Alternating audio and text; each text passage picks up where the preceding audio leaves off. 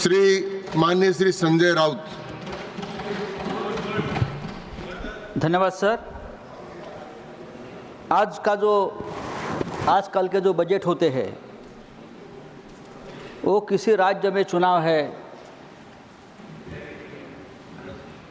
वो देखकर बजट बनाए जाते हैं, चाहे चुनाव दिल्ली का हो या चाहे चुनाव बिहार का हो। उस बारे में कोई तकरार करने की, कंप्लेंट करने की ज़रूरत नहीं, सब हमारे देश के हिस्से है। अब बिहार का चुनाव है तो बिहार के लिए अगर बजट में कोई ज़्यादा दिया है तो हम उसका स्वागत करेंगे, लेकिन उसके साथ सभी राज्यों को भी अपना हिस्सा मिलना चाहिए। दूसरी बात है कि बिहार को पिछले बजट में 60,000 करोड़ दिया था, मेरे हिसाब से जो जानकारी मेरे पास है, पैकेज दिया था 60,000 करोड़ का, लेकिन उसमें से कितना खर्चा ये सरकार कर पाई है? 600 करोड़ भी अब तक खर्चा नहीं हुआ है, ये जानकारी किसी ने दी है। अगर ये है तो पैकेज पे पैकेज देकर किसी राज्य को आप इस तरह से अपने कर्ज में या क्यों दबाव में आप लेना चाहते हो? सर, हमारे अर्थव्यवस्था को आगामी कुछ वर्षों में हम $5 ट्रिलियन इकोनॉमी बनाने का लक्ष्य है और मैं उसका स्वागत करता हूं। लेकिन उसके लिए जो इंफ्रास्ट्रक्चर खड़ा करना चाहिए, बहुत सी बातें करनी चाहिए, देश की जनता के लिए भी बहुत कुछ करने की ज़रूरत है। वो मुझे उसमें से बहुत सी कमियां ये बजट में दिखती है। किसानों का इनकम डबल करने का वादा आप हमेशा करते आए हैं, लेकिन इस बारे में इस बजट में कोई खास योजनाएं नहीं है।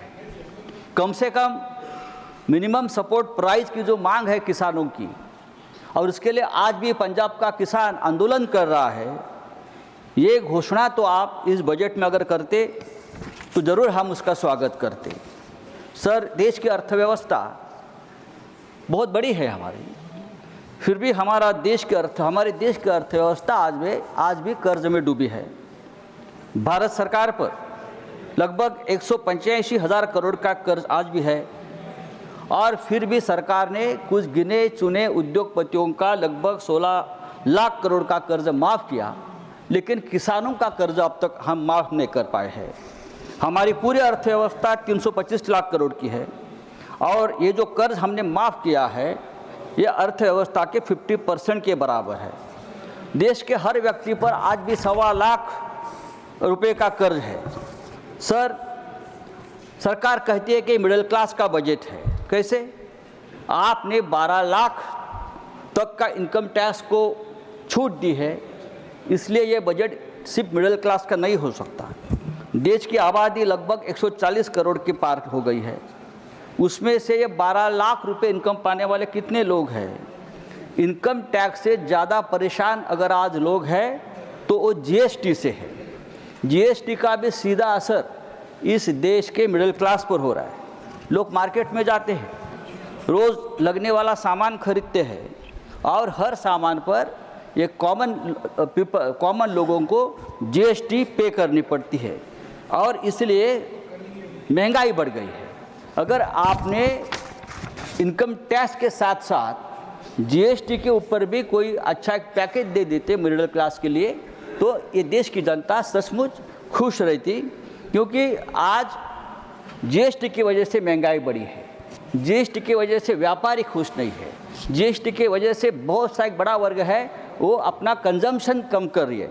ये सभी बातें हैं वो जीएसटी से जुड़ी है, लेकिन जीएसटी को आपने कोई कॉमन पीपल को जीएसटी के बारे में कोई आपने कंसेशन नहीं दिया है। दूसरी बात है सर कि आपने मिडिल क्लास की अगर आप बात करें तो आज भी ये सरकार 85 करोड़ लोगों 85 करोड़ लोगों को फ्री रेशन दे रही है, तो ये सभी लोग बिलो पॉवर्टी लाइन है, तो उसका मतलब है उनके पास कोई इनकम नहीं है। देश में 15% लोग ऐसे हैं जिनके पास कोई काम नहीं है, वो बेरोजगार है पूरी तरह से, उनका कोई इनकम नहीं है। और हमारे वित्त मंत्री ने अपने भाषण में बेरोजगारी के बारे में कोई न योजना दी है, न बेरोजगारों का कोई नाम लिया है। देश में महंगाई बढ़ रही है, उस बारे में कोई योजना नहीं है कम करने के लिए। रुपया दिनों दिन गिर रहा है, उस बारे में कोई मजबूत योजना नहीं हमारे पास। तो ये सभी बातें अगर हम देखें तो दिखावा ज़्यादा है, इस बजट में दिखावा ज़्यादा है, शो ज़्यादा है।